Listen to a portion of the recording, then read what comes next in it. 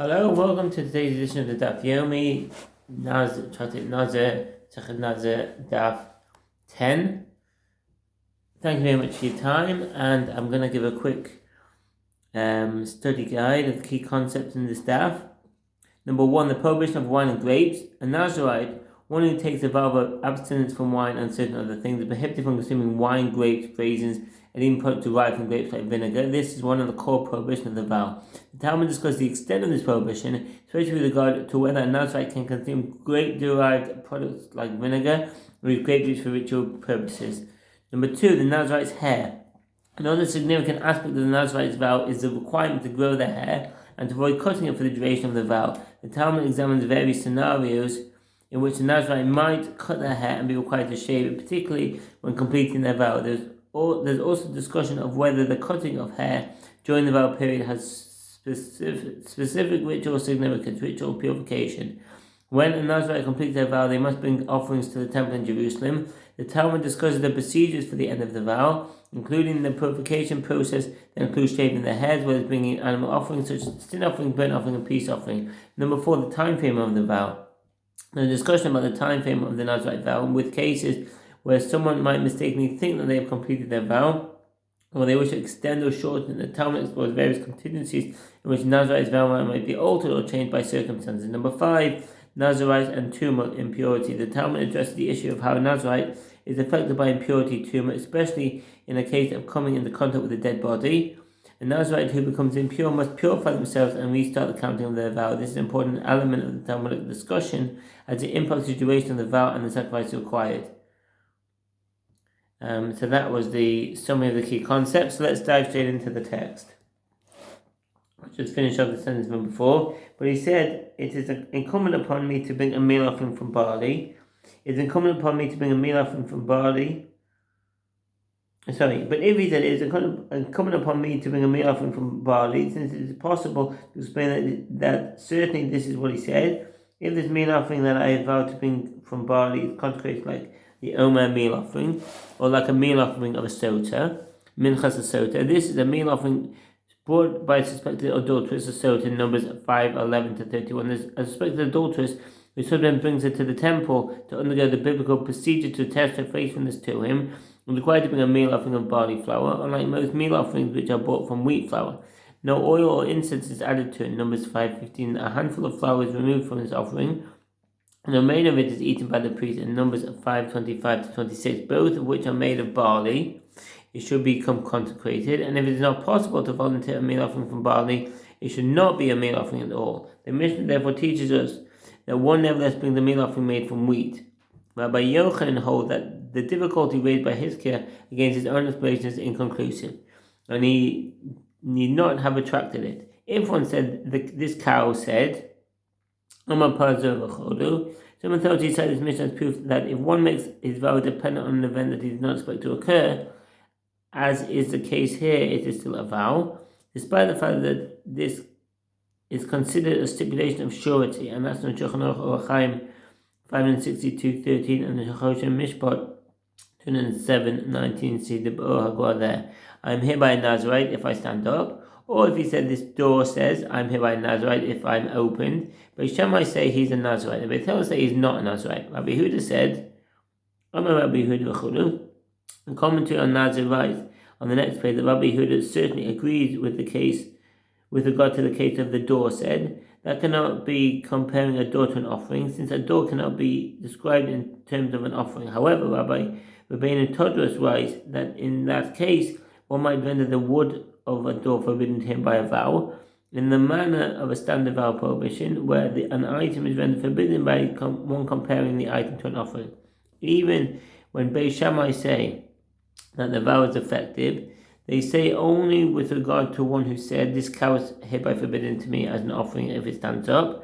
In that case, it is as if he took a vow that the cow is forbidden. However, Beis Shammai concede that although the vow takes effect, it is not a vow of Naziriteship. The Gemara asks, does the cow speak? What was the meaning of the statement? And the cow said, I'm hereby a Nazirite. Rami Bar Hama said, with what are we dealing with here? We are dealing with a case where there was a prone cow before him, and he tried without success to cause it to stand. And he said, this cow thinks it will not stand. I'm hereby Nazarite, and therefore I will refrain from its flesh if it stands of its own accord. And in fact, it stood of its own accord. Beis Shammai followed their standard approach, Beis Hillel followed their standard approach. The Gemara explains, Beis Shammai, who says that one vows to be a Nazarite and therefore will refrain from dried figs and from cakes of dried figs is a Nazarite. Say here too, when he says, I'm hereby Nazarite, and will therefore refrain from its flesh, is a Nazarite. Since one does not utter a statement for naught, he is held to the first part of his statement, I'm hereby Nazarite, and the words, and therefore refrain from its flesh, are disregarded. And Beis Hillel say he is not a Nazarite. The Gemara raises a difficulty. If Rami Bar Hama is correct, then Beis Shammai already say this halacha one time. According to Rami Bar Hama's explanation, this Mishnah and the previous one differ only with regard to the examples provided, but the principle is identical. Rabbi said it is normal for sages to cite 2 or 3 examples from different cases that offer novel perspectives, although they essentially reflect the same principle. And Rabbi Chia also taught 2 or 3 examples with regard to the same issue. And Rabbi Shaya also said 2 or 3 examples. And all these cases are necessary, as if it was stated only that he is a Nazarite, in this case of dried figs and cakes of dried figs. It could have been said that it is only there that Beis Shammai say he is a Nazarite, since figs are confused with grapes, and it is reasonable to assume that he had grapes in mind. But meat is certainly not confused with grapes, and it could be that in the case of the Mishnah he is not a Nazarite, even according to Beis Shammai. And if it was stated that only that he is a Nazarite, where he vowed that meat was forbidden to him, it could have been said that it is here that Beis Shammai say that he is a Nazarite, because he was referring to the often paired meat and wine, and it is reasonable to assume that he might have had wine in mind. But dried figs and cakes of dried figs are not paired with wine, so he should not be a Nazarite. To counter that claim, the Mishnah teaches us that he is a Nazarite in both cases. And if it was stated only that he is a Nazarite with regard to these 2 cases of figs and meat, it could be stated it is in these cases that Beis Shammai say that he is a Nazarite. But in the case of a door, I will say they concede to Beis Hillel that such a statement certainly does not constitute a vow of Nazariteship. Therefore, this case had to be stated as well. And conversely, if it taught only the case of a door, the opposite could be said, i.e. that it is in this case that Beis Hillel say there is no Nazariteship. But in these 2 earlier cases, I will say they concede to Beis Shammai that individuals take a vow of Nazariteship. The Tanna therefore teaches us that this is not the case. In fact, Beis Shammai hold that he is a Nazarite in all 3 cases, and Beis Hillel hold that he is not. After providing the answer to one difficulty raised against Rami Bar Hama's explanation, Rabbi poses another problem. Rabbi said, is this Mishnah teaching if it stood of its own accord? The Mishnah states if it stands, and does not mention the condition of on its own accord. Rather, Rabbi said the Mishnah is referring to a case where there was a prone cow before him, and he said, it is incumbent upon me to bring it as a Nazarite offering, but Amar Havai Alei Karban. This is not the conclusion of Rabbi's statement, as he has yet to explain the Mishnah. The Gemara interrupts his statement to clarify how his approach fits the case of a door. Once he clarifies this point, the Gemara returns and quotes Rabbi's explanation in full. That's from the commentary on Nazir Daf. And in this way, the individual accepts Nazariteship upon himself. The Gemara raises a difficulty. Granted, a cow can be an offering, but can a door be an offering? How can his vow that a door should be an offering be considered an acceptance of Nazariteship? Rather, Rava said it means the following. It is a case where there was a prone cow before him refusing to stand, and he said, I'm hereby Nazarite, and therefore will refrain from wine. But Amma Hareini Nazmi Yayin. So was asked, after questioning Rami Bar Hama for adding to the Mishnah the phrase of his own accord, how can Rava himself adjust the wording of the Mishnah by adding the word not? They answered that a Mishnah may be deemed incomplete if there is no other explanation. The criticism of Rami Bar Hama was that he was adding a phrase in the case where it was not needed, the explanation of the Mishnah. The dispute of Beis Shammai and Beis Hillel does not depend upon the precise wording of the condition. And another maintains that the word attributed to the cow did not serve as its precise vow, but merely expresses general intention. In this case, the individual says it is as though the cow said it will be a Nazarite if it stands, indicating that the man himself will be a Nazarite if it does not stand. Since I will force it to do so. and it stood of its own accord without him causing it to stand. Beis Shammai hold this man's intention to pay. What does that mean? Some commentators explain that to pay means revealed, i.e. the revealed aspect of his intention. Tosfot.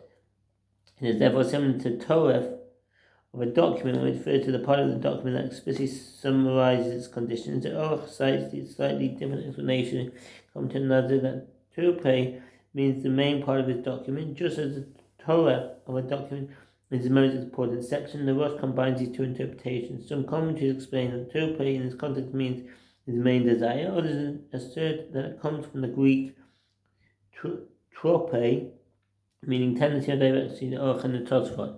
Is based upon him having it stand by his own hand, and he did not have it stand. Since he did not cause it to stand, his vow of Nazirship takes effect, and Beit Hillel holds his intention based on the fact that it was prone, and it now it has stood. Since the cow stood up, it does not matter what caused it to stand, and his vow of Nazirship does not take effect. The Gemara asks, if so, say the latter clause in the Mishnah as follows. Rabbi Yehuda said, even when Beis Shammai said the vow is effective, they said so only with regard to one who said, they are hereby forbidden to me as an offering. But does he take a vow and extend any prohibition to the cow? And according to this approach, he explicitly mentioned Nazirship. The cow is not really forbidden, but is merely the subject of a condition of the vow. So why does Rabbi Yehuda speak of the prohibition on the cow? The Gemara offers another explanation. Rather, the Mishnah is referring to a case where he said, I am hereby Nazirite, and therefore will refrain from its flesh if it does not stand, and it stood on its own accord. But Beis Shammai hold that man's intention is based upon him having stand by his own hand, and he did not have it stand. Since he did not cause it to stand, his vow prohibition takes effect.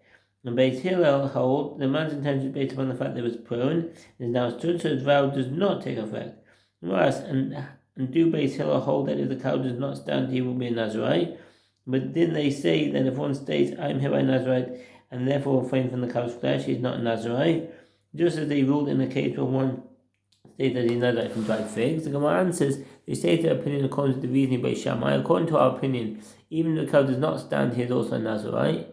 This Nazirite takes effect only if you vow that products of the vine are forbidden to him. However, according to your reasoning that you say he is a Nazirite, in any event, concede to us that this man's intention is based on the fact that the cow was prone and it stood, so the Nazirship should not take effect. And Beis Shammai hold, isn't this man's intention based upon him having it stand by his own hand, and he did not have it stand? Since his condition was not fulfilled, the Nazirship does not take effect. And that's the end of the Daf, short Daf today. Wish you all the best, peace in Israel, and take care. Bye.